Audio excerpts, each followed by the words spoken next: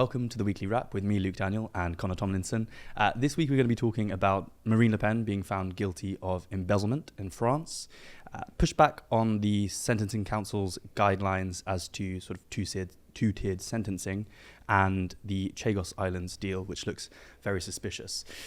There's a general theme of judicial activism involved in all of these issues, which we will get to. But first on the story with Marine Le Pen. She's been found guilty of embezzling European funds to finance her party, the National Rally, and she's been banned for 5 years from holding public office, which obviously puts her position for the next election in 2027 in serious jeopardy. What's been going on with the trial there in France? So for those who haven't kept up to date with our studious written coverage over at Courage Media, we should run through some details. So Marine Le Pen, leader of National Rally, formerly National Front under Jean-Marie Le Pen, her father, who, remember, she's lost in the last year or so it's been a pretty difficult year for her. She has been, as you said, found guilty of embezzlement for misappropriating funds that are meant to go solely to National Rally's European Parliament offices, and they're saying that she used them for her, let's say, local constituency office, because she is a local representative as well.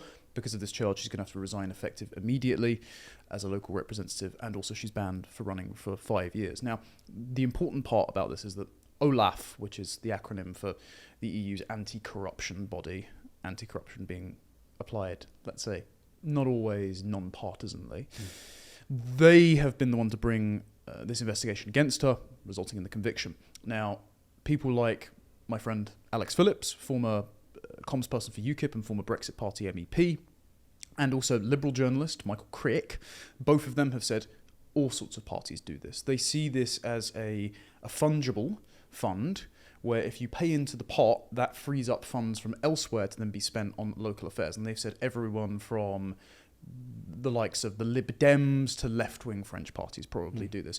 But it's only ever the likes of UKIP or the Brexit Party or now National Rally that get brought in for interrogations and have these funds go through with a fine-tooth comb to try and trip them up on laws that aren't always applied consistently. So she's had 24 other co-defendants in this, and the allegations I think in Britain the Green Party is another party where this is, that has used EU funds in the past very liberally to sort of help build up their base. Yes, and they haven't been quite so stringently penalised, let's put it that way, which is casting clouds of doubt over to the legitimacy and the impartiality of this ruling, especially because France's judges are not impartially appointed, and there is, of course, the, let's say, Schmittian critique that there's no such thing as an impartial institution, but setting that to one side, they are explicitly political appointments.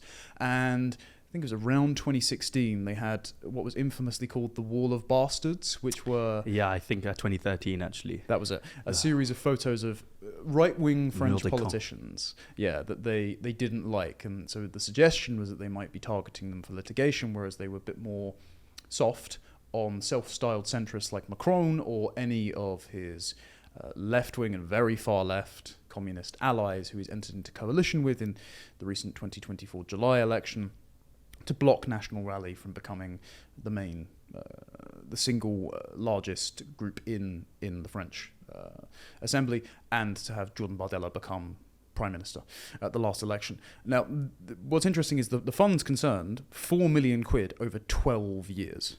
So that's quite a lot of money and quite a long time frame that they're looking for misallocation or funds going missing or being misused. And she was charged for 474,000 of that. She's been given a 4-year suspended sentence. So she's going to serve 2 years suspended and 2 years under house arrest with sort of ankle tag. This is not irregular for that kind of charge. The charge is being brought forward against her specifically raises some eyebrows compared to the other parties also doing it. What's irregular is the 5-year ban on running for office. And this is why people were saying, is this politically motivated? Because at time of recording, right before this sentence was passed down, she was trending at 37% in the polls. Now, back when Sarkozy was elected, he was only about 33, 34%, and this was meant to be historically popular. So she had a landslide chance of winning, and Macron as well cannot run for another term as French president, so his successor is a less known quantity. So the allegation is they don't want National Rally to become the dominant party of France, so they're barring Le Pen on her third presidential run, and this is probably going to be the last one she would have ever done if she didn't win it, so they're just trying to take Le Pen out of the picture permanently. To clear up any allegations that this is the case, there has been the suggestion that Macron could pardon Le Pen, and this is not unlikely, I would suggest, because Jordan Bardella, her successor, who's got a lot of youth and vigour about him, is himself polling at 36%, and all of the leftist parties in France seem to have acknowledged, well, to be seen to be using the judiciary to persecute our political opponents, like the Democrats did with Donald Trump, could provide Le Pen a boost and fuel the narrative that the establishment are out to get the populist party, and provide them a sufficient bump in the polls to give them a commanding lead and make Jordan Bardella, who might be even more of a threat to them than Marine Le Pen, the next president. Yeah, well, I mean, Jordan Bardella is certainly competing with Macron for, the young man of politics, the youngest politician, I think, to be head of state since Napoleon, for example. And I'm not sure how much Macron would be satisfied with someone eclipsing him like that. He's also, I think, 60% of National Rally supporters would fairly like Jordan Bardella to be the head of the party. So I suppose, unless Marianne Maréchal runs, it would be him coming in. Although I think he said we'll fight with Le Pen to the end. He's called for a rally in Paris this weekend to sort of show support for Le Pen. I think, though, that's understandable because nobody likes a turncoat. So do you remember when Ron DeSantis was absolutely the most popular governor in Florida, was going to run for president inevitably, but then jumped the gun, ran for president for 2024, and when asked about Trump's persecution, he said, I don't know about paying hush money to a porn star or anything like that. And it appeared as if he was siding with the regime, with all of the unjust litigation against Trump, the politically motivated litigation against Trump, so that he could politically advantage himself, and it tanked his chances with the MAGA base, because he could have been heir apparent. J.D. Vance didn't even exist in the runnings at that point. He was still a junior senator with a little bit of appeal of guys of our stripes, the sort of Zumba radicals. Other than that, DeSantis was the man. So I think Jordan Bardella is understanding that he needs to play it safe, that he needs to keep the base loyal, and then he will inevitably become the heir apparent. But when you mentioned Marianne, this is an interesting ideological split within National Rally itself, right? Because Marianne is a lot more, I hesitate to say free market, but fiscally restrained on welfare spending than National Rally has been under Le Pen. They're quite protectionist, they're quite pro-welfare state, which is a very popular position in France. So I think that electorally, Marianne might be the less safe bet, but she does keep the growing young base of enthused Catholic reactionaries passionate about the party. Bardella has youth appeal. Marine Le Pen does. Marianne Maréchal. Marianne Maréchal. Yes. Right.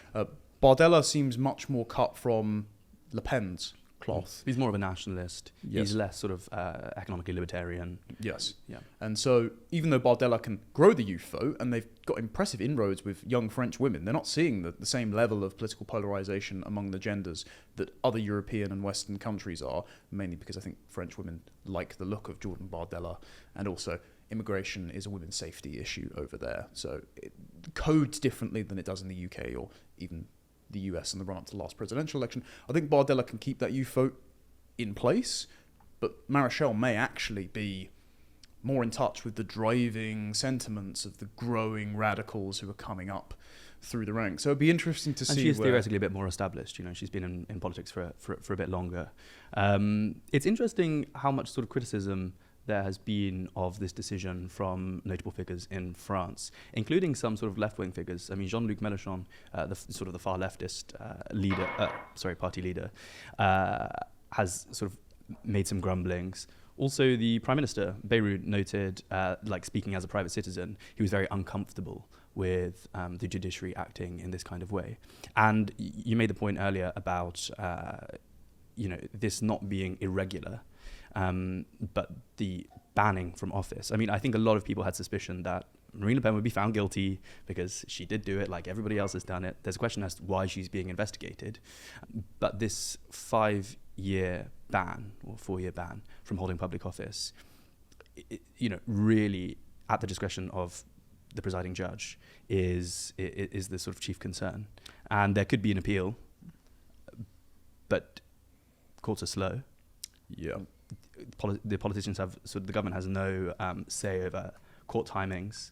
Well, Charles Henry Gallois, who's one of the MEP sort of figureheads of Frexit, which Le Pen's distanced herself a little bit from for, I think, electorally expedient reasons, let's be fair, but, Le Pen ally. She can always come back to it. Quite. He noted that in the ruling justifying her harsher sentence and the 5-year ban, that the judge had referred to her Euroscepticism as a piece of hypocrisy because she was taking EU funds. So there is an ideological bent of the judge's own admission to this harsher treatment.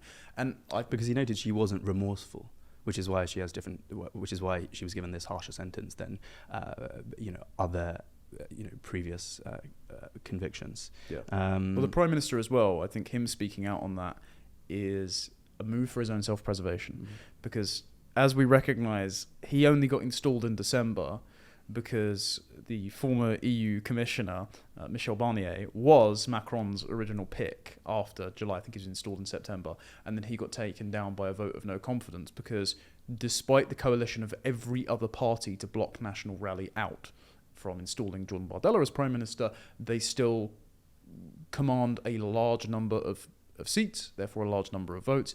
And therefore, if he upsets them too much, they might be inclined to depose him again and cause further instability in the French regime and make Macron and his inevitable successor look unfit for governing. And so shore up National Rally's chances of winning again. So I think all of the condemnation of Le Pen's treatment is because they know how bad the optics are, because they've just seen the poll boost it provided to Trump. Do we think that something like this could make French politics more radical, push French politics further to the right? There's lots of media furore about how Marine Le Pen is on the far right, but she has been criticized by people like Zemmour for being too politically correct, for being too staid and sort of controlled and not wanting to push the boat out too much ideologically. And the RN is a sort of youth movement in many ways. Someone like Jordan Bardella might be taken away with ideas a bit further to the right of Marine Le Pen. I would think that's not going to manifest before the election. I think that they are playing a bit of a Ming Vase strategy. The perfect example of this was I was out at CPAC in DC. I was looking forward to Jordan Bardella speaking, because he would have been hanging around the executives area, and I might have gotten to say hi and asked him what his favourite Call of Duty game was. He pulled out because Steve Bannon had imitated Elon Musk's clumsy wave to deliberately troll the liberal media. And Bardella got a whiff of that, and because of accusations from French papers like Le Monde, who were there, saying, Steve Bannon, why did you do a Nazi salute, asking him to his face, Bardella pulled out of the event at very short notice.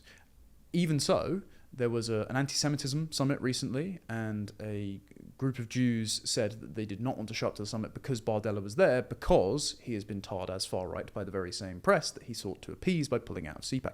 So I think that they're still intending to play this very careful electoral strategy to give National Rally a facelift. I mean, Le Pen went on a very conscious detoxifying, a de-demonization strategy to try and make it look less like the scary French far-right party that, unfortunately, her dad allowed it to be perceived as. And so I think any radicalism, any movement towards Eric Zemmour's positions on Islam and the cultural effects of immigration, for example, will come in the form of legislation after winning, but probably not in the campaign before. Okay, so maybe some sort of sensible pantsuit diplomacy coming down the line. Yeah, well, so, I mean, Orban's released his statement, Je suis Marine, and various other sort of, I think the Kremlin released one as well. I think we'll probably leave it at that. Will be interesting. We'll follow the story as it sort of unfolds, because I think it's very important for basically the future of Europe. And also, I don't know, it would be a shame if Bardella comes in and becomes the president after all of that tireless campaigning from Marine Le Pen over the years. But there we have it. Now, closer to home, there's been pushback on the Sentencing Council's guidelines for sort of two-tier sentencing. So the government's introduced new legislation to stop the guidelines coming into effect. It's what we spoke about last week. That blocks differential treatment for people of different races and religious backgrounds when it comes to judicial discretion at the time of sentencing. Lord Chancellor Shabana Mahmood, she has said these guidelines create a justice system where outcomes could be influenced by race, culture, or religion. The differential treatment is unacceptable. Equality before the law is the backbone of public confidence in our justice system. She's promised that she will change the law to ensure fairness for all in our courts, and she's basically grateful for the Sentencing Council to delay their implementation while Parliament considers the bill. So they've done that now. That they have delayed the implementation of their guidelines until this whole thing has been worked out. What are your thoughts on that? I think you have some criticism that this bill has maybe been introduced too slowly. I think it's mightily convenient that the Sentencing Council heeded Shabana Mahmood's late intervention politically for the Labour Party, but I will note a few things. First thing I will note is that the email that the Sentencing Council sent out to magistrates to tell them that they are suspending the implementation of the guidance arrived at midday on the 1st of April. That was 2 hours after some magistrates' courts sat in session. So that means, hypothetically, some magistrates could have been ruling using that guidance. So for at least 2 hours in Britain, two-tier racial justice was explicitly at play. She left that down to the wire because she could have adopted Robert Jenrick's bill to block this weeks ago. And then she sat on writing to the Sentencing Council asking them politely not to implement this for a week. Which has never worked. Yes. Very interesting to also see the admission that a Sentencing Council, which is an unelected, faceless quango introduced by the Cameron government in the Blair mould that increasingly outsourced parliamentary sovereignty to these expert panels of bureaucrats. It's interesting to see the admission that they overrule the rules of elected ministers, because it wasn't until the repeated threats of parliamentary intervention to try and disempower them that they even did so much as hold off on implementing it. But in the email the Sentencing Council sent, they said they think the guidance is necessary. So the intent to push through with two-tier justice, which, for those who don't remember, provides pre-sentencing reports to have magistrates consider mitigating circumstances for transgender individuals, women, ethnic and cultural minorities, and religious minorities. So likely not Jews, let's be honest, or Methodists, it's going to be Muslims, that they might get a lighter sentence than a straight white Christian man for the same crime.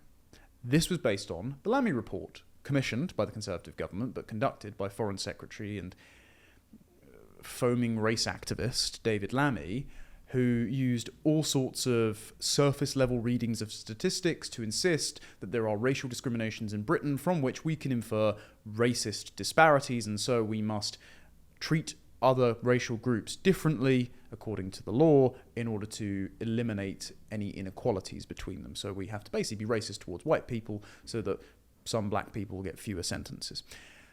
This was known, that this was based on her Labour frontbench colleagues' research, and it was known by Shabana Mahmood's representative who attended the Sentencing Council meetings and during the course of drafting these guidelines issued absolutely no complaints.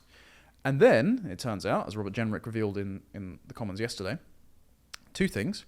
First of all, the Sentencing Council is pressing ahead with new guidance for immigration offences that isn't covered by this new guidance that's been thrown out, that would bring the average sentence for an immigration offence below 12 months, which would conveniently bring it below the minimum deportation threshold, the automatic deportation threshold of 12 months, passed under the Blair government in 2007 with the Borders Act in 2007. So the Sentencing Council, through their actions, are going to ensure that more foreign criminals just stay in the UK for no reason other than they... You basically just entirely undermine the whole sort of security of our borders by doing that one simple move. I wonder, though, whether, credit where credit's due, we should at least be happy that the ball seems to have finally dropped, actually quite early on with this Labour government, that there are serious problems with quangos like these, and that maybe the sentencing council should be done away with. I remember I was working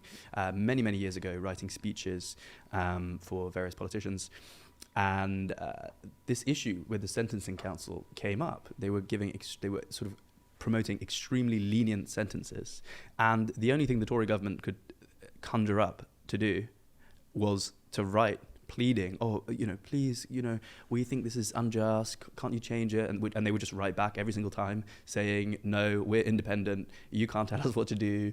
For these reasons, we believe we have the expertise in this area, and we understand these mitigating circumstances and how they play out in the real lives of individuals, etc., etc. And basically nothing gets done. We now have a Labour government who can see the problem, has come up with a direct confrontation with the sentencing council. It's a phrase I struggle to say. Sentencing council, and we should be happy about that. No, I think it's Potemkin resistance for two reasons.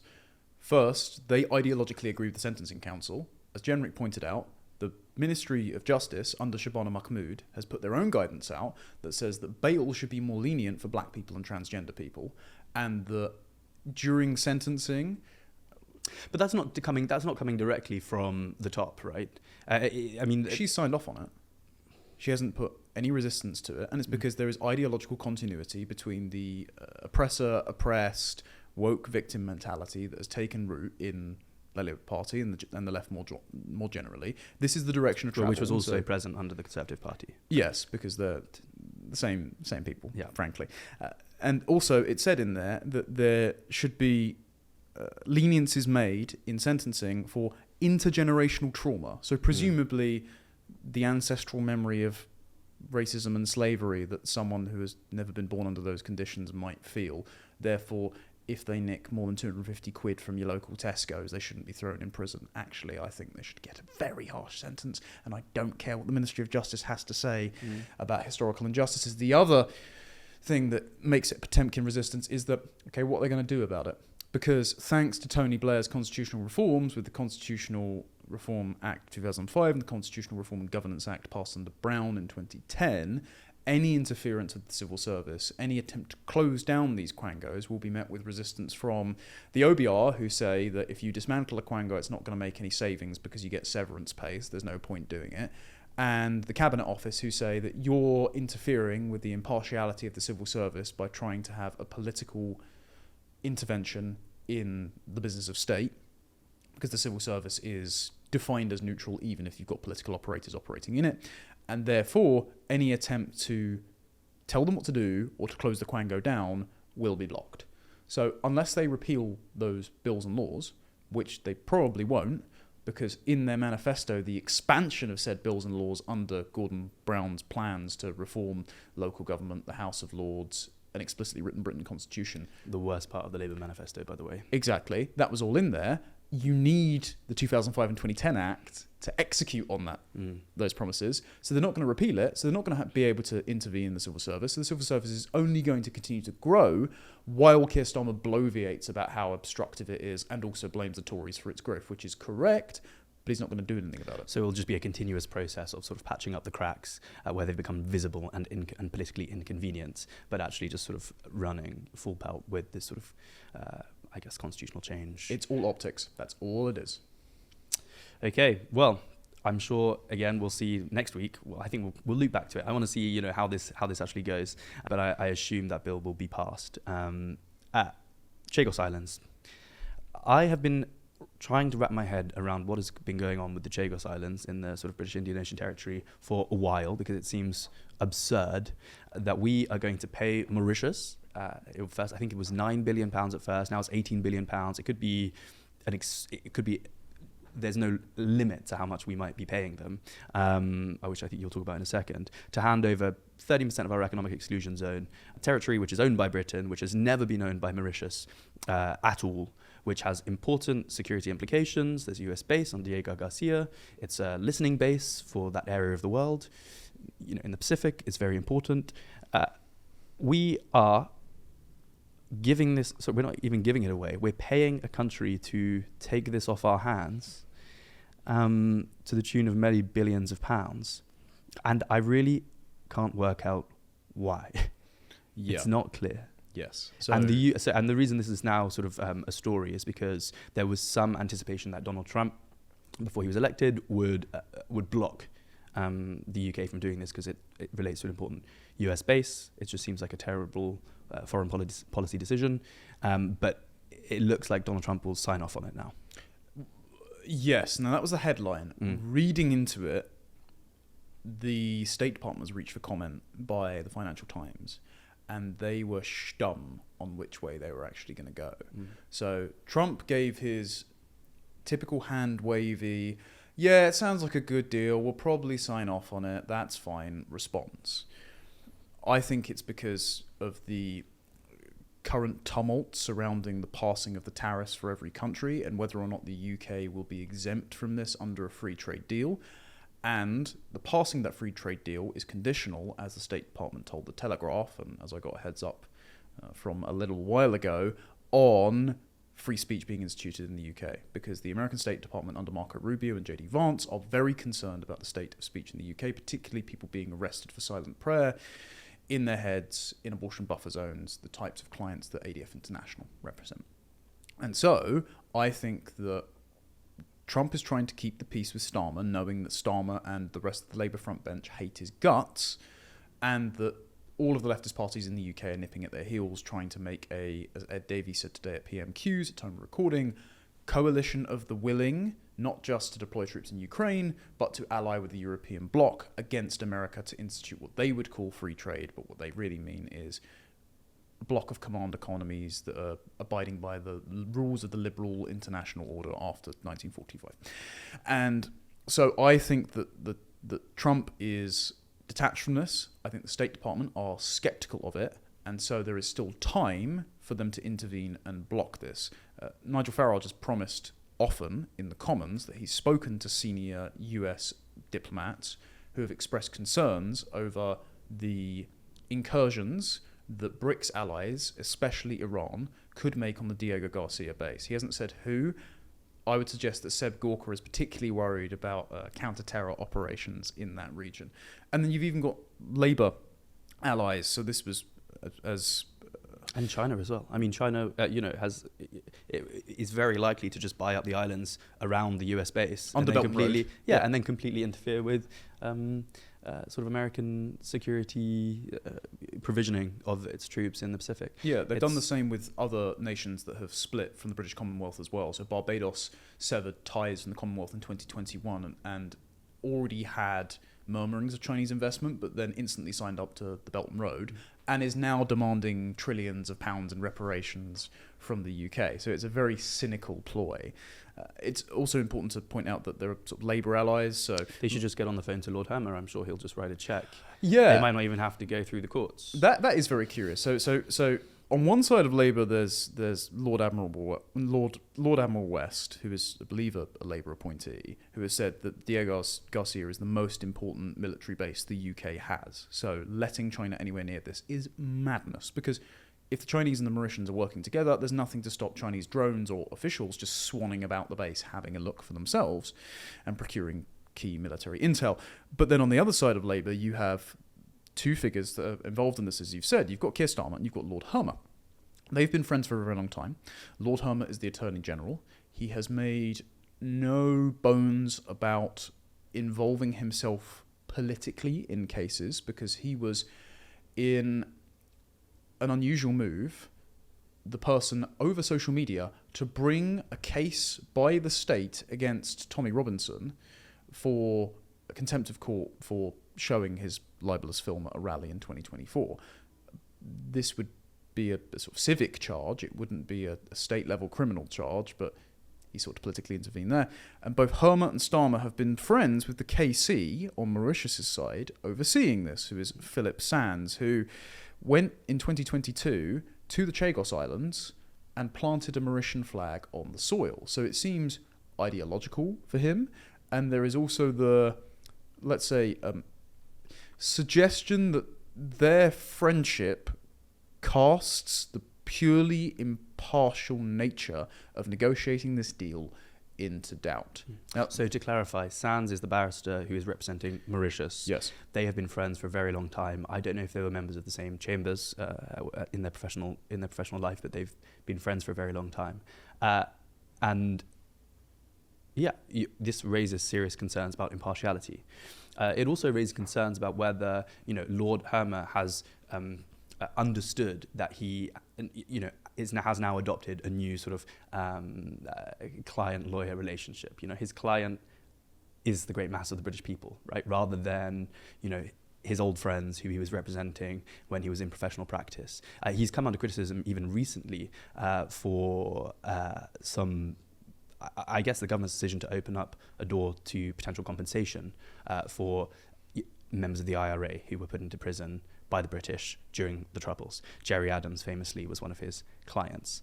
Lord Glasman, Maurice Glasman, also a Labour peer, has called him the archetype of an arrogant progressive fool who thinks that law is a replacement for politics. They talk about the rule of law, but what they want is the rule of lawyers, that classic line. And it does seem that is the case, right? Lord Hermer still thinks of himself as fundamentally a human rights lawyer with clients who are competing with the British for their interests. It is important to note that criticism not just comes from both sides, but falls on both sides, because of course the Conservatives, I think, had negotiated this 11 times, especially under James Cleverly as Foreign Secretary. So for even instigating these farcical talks in the first place, because the British have owned Chagos since 1814, when Napoleon lost the Battle of Paris and forfeited it.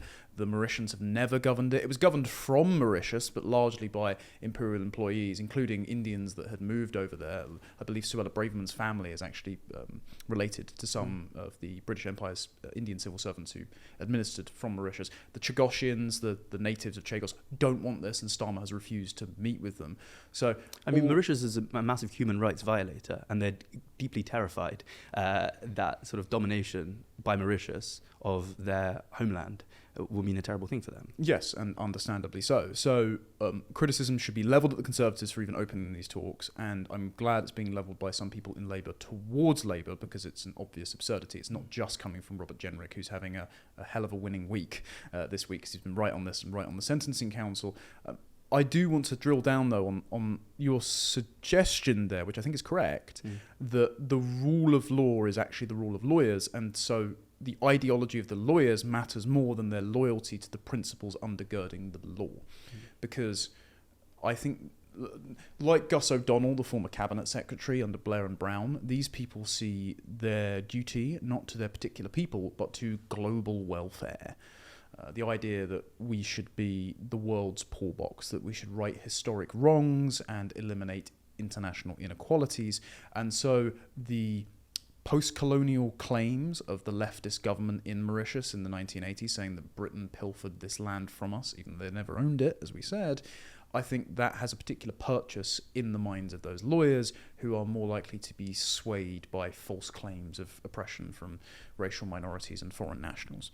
And so I think Lord Hermer has not recognised that his loyalty is to the British people, because it never has been. It never was from before he was in government, and it doesn't need to be that his friends are administering the deal, even though that raises eyebrows. It may just be that all the ideology of all the people that are administering this deal lines up here to give the Mauritians and their bad faith actors in the Chinese government exactly what they want. So it's not even necessarily sort of sitting someone like Lord Hermer down and saying, you now have a fiduciary duty to the state and the British people, because he has no concept of what that would even look like. Yes. To be on the side of Britain. To be on the side of Britain is something completely alien to him. To have a national interest is prejudicial against everyone else. So it's like that heat map from Jonathan Haidt's experiment, right? That J.D. Vance sort of waded into the dialogue of when he was debating Rory Stewart, and I posted under Stewart's tweet. Conservatives, small c, concentrate their sphere of affection around their immediate family, their extended family, and their friends, and it moves out to their congregation, their community, their nation. It operates at the national level maximally, whereas the heat map of liberal concern is the furthest out. So it's like rocks, trees, inanimate objects, but mainly the universe in general. So they see their constituency of moral concern as every single living human being, even if they do not know what that specific human being wants, because of their presumed anthropology of human egalitarianism. They think that every single human being is identical. They're just torn apart by the happenstance of geography or economic inequality or culture and oppression. And so they can make policy for everyone because they can presume what is in everyone's equal best interest given their human nature. And so I think that ideology is so deeply rooted that telling someone like Lord Hermel or Keir Starmer your loyalty is to the British people in particular will just not go in. It will seem like a line of spaghetti code that has been implemented in there can be skipped over, and they can just keep running the program to its preordained outcome. The final thing I do want to mention on this is you said the cost is unknown. Do you know who agrees with you? As of today, because of the urgent question put in by Shadow Foreign Secretary Priti Patel to Foreign Minister Stephen Doughty, the Labour government don't know what the actual cost is, because they originally said that we are going to be giving the Chagos Islands over to Mauritius and then renting it back off them. By the way, we don't currently pay for it because we own it. We're going to pay them a lease of £90 million a year for 99 years, with the option to extend the lease for another 40 years. Again, what benefit this provides to British people when we've supposedly got a £22 billion black hole that we can't afford, nobody knows. But it was pointed out by, I believe it was first Nigel Farage, that in the Mauritian Parliament, Mauritian parliamentarians were saying this is subject to inflation, so the payments can rise year on year. And if the average rate of inflation in Mauritius was something like 5% recently, this means that we are not going to pay £9 billion for this, that we might pay as much as £50 billion for this. And the admission that this is the case was made today by Stephen Doughty when he said the final cost of the bill is still being negotiated with Mauritius. It's like, aha, so it's not $9 billion as promised then.